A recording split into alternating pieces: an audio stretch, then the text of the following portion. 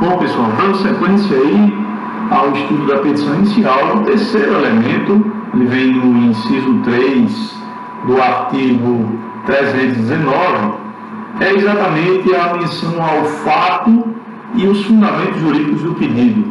Que aí eu informei para vocês que a doutrina costuma chamar de causa de pedir, né?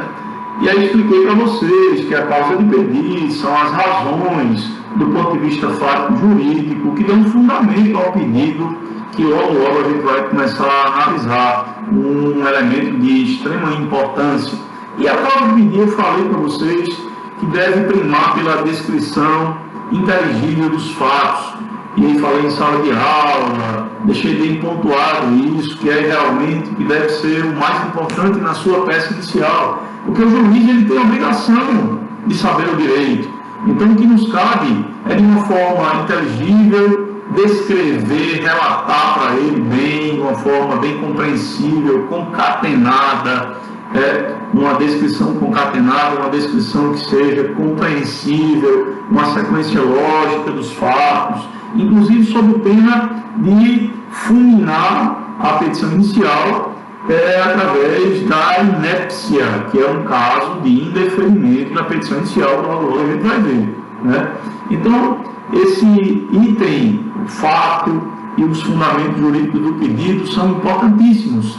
Eles delimitam um dos elementos que, junto com elementos subjetivos, o elemento subjetivo, ele é o seu elemento objetivo, né? Então, causa de pedir e pedido juntos são o elemento objetivo, o limite do alcance do pedido pelo princípio da substanciação, o princípio da congruência, como eu coloquei no seu material, né? Então, os fatos eles devem ser expostos com clareza, mantendo a correspondência com a pretensão inicial, com aquilo que se pretende alcançar com a petição inicial. Então, tudo isso, para que se evite a inépcia da inicial, são ou é o que representa a causa de pedir, né? Então, tem a causa de pedir próxima, causa de pedir remota, que é uma divisãozinha que a doutrina apresenta, e essa divisão, de certa maneira, gera uma certa conturbação, porque tem doutrinador que se confunde na delimitação de uma e de outra,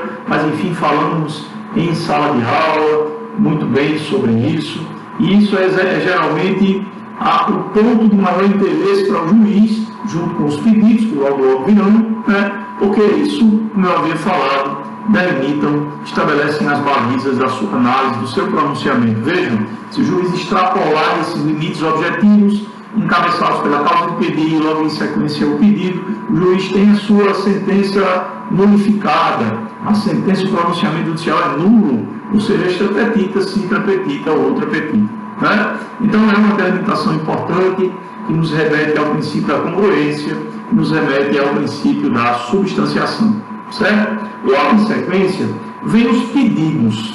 Os pedidos são a providência desejada, né? Aquilo que se busca, aquilo que se almeja com a petição inicial. E aí, repetindo o que eu havia falado com relação à causa de pedir, eles fecham a ideia dos limites objetivos da prestação jurisdicional. Então, o juiz, com ele, vai ter exatamente a limitação da sua atuação.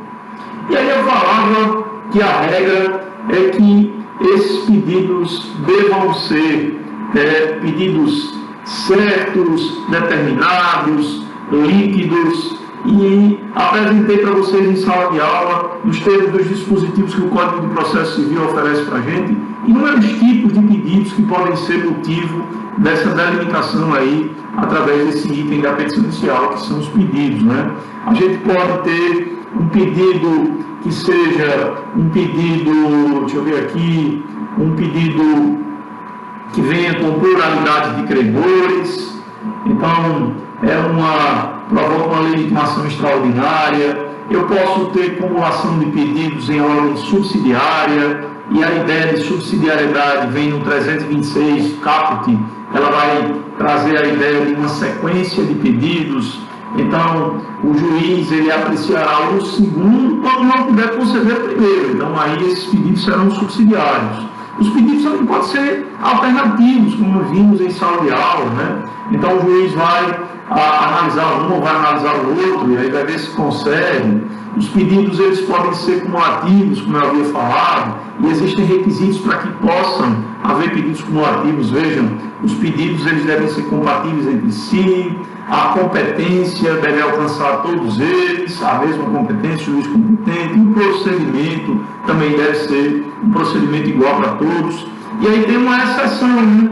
Tem uma observação vinda no parágrafo 2º que diz assim: se os pedidos, esses pedidos cumulados, tiverem procedimentos diversos, né, o juiz ele vai aplicar o procedimento comum, né, sem desprezar institutos específicos que venham nos procedimentos especiais, mas a regra será o procedimento comum, como aponta já o 318, que a gente já bem analisou aí no nosso estudo. Afora esses pedidos que o próprio Código, em sequência, oferece para a gente nos dispositivos, que você vai ver no seu Código de Processo Civil, e nós fizemos em sala de aula esse estudo aí, a gente tem que saber que, excepcionalmente, os pedidos podem ser implícitos.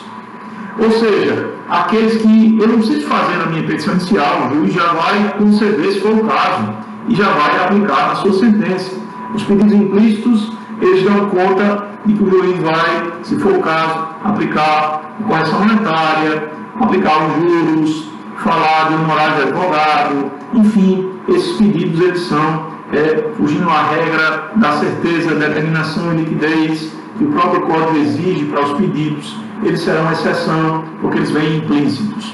Na mesma linha de exceções, nós temos os pedidos genéricos. Os pedidos eles têm que ser líquidos, mas excepcionalmente eles poderão ser genéricos. Isso aí vem expresso no 324, parágrafo 1º do 324, mas vem em sala de aula também. Então, quais são as opções que nós conversávamos em sala de aula que facilitam ou possibilitam a existência de pedidos genéricos? Então, quando estivermos diante de ações universais. Então, as ações universais são aquelas em que não é possível delimitar a petição inicial o alcance, a certeza dos pedidos. Por exemplo, num pedido de herança, os bens deixados pelo decujus, no motivo de uma petição de herança, eles não podem ser antecipados na petição inicial. Então, na petição inicial, você vai fazer pedidos genéricos, porque alcança exatamente essa primeira exceção prevista no próprio Código de Processo Civil. Outro exemplo referente a consequências de atos ilícitos. E aí eu dei como exemplo em sala de aula uma petição inicial que dá conta de uma indenização proveniente de crime. Então, você que estuda e vai estudar em sequência o processo penal, você que já estudou o direito penal, sabe que no Código Penal, no artigo 91 e 92, o legislador ele delimitou exatamente os efeitos da condenação criminal. E o efeito automático da condenação criminal, presente lá no artigo 91 do seu Código Penal, é a obrigação de reparar o dano. E aí a gente vindo do processo civil, a gente sabe que o processo de conhecimento, ele também é conhecido como processo de certificação. Isso quer dizer que o juiz, ao se pronunciar, ao aplicar o direito ao caso concreto, o juiz certifica também, o juiz cria um título, e esse título, ele é executável.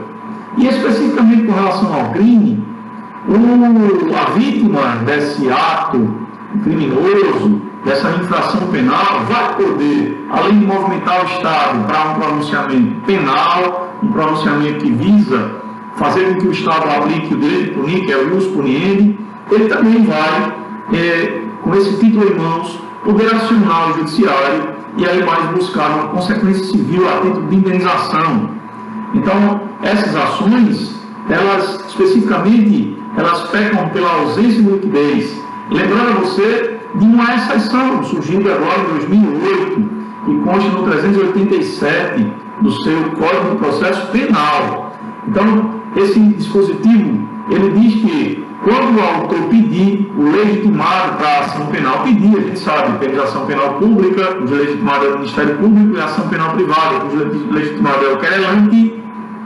Quando a parte autora, o legitimado, requerer, o juiz, na verdade, determinará na sentença condenatória criminal o mínimo da indenização civil. Se isso satisfizer o autor, o credor da ação civil, ele já vai direto para a fase de cumprimento de sentença, executar esse título que é a sentença condenatória criminal. Do contrário, se não for suficiente esse valor arbitrado lá pelo juízo criminal, nos termos do 387 do CPP, ele poderá iniciar um procedimento administrativo de liquidação de sentença para ir buscar, adequar a liquidez daquele título para que ele possa vir a ser executado nos termos do Código de Processo Civil.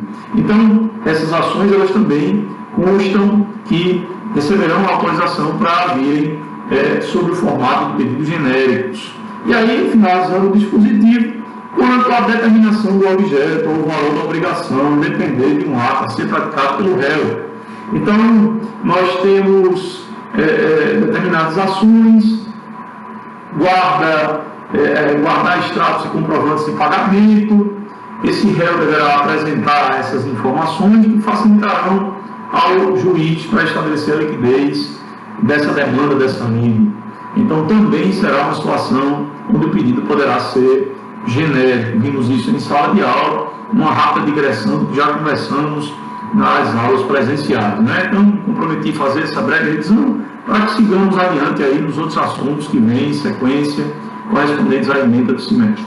Então, meus amigos, logo continuarei aí falando sobre outros pontos da petição inicial, para que a gente siga aí nessa nossa pisadinha dessas aulas remotas, dessas aulas virtuais aí, nesse período de suspensão em virtude da pandemia do coronavírus. Grande abraço para vocês e aí logo retornamos com a sequência desse assunto. Grande abraço.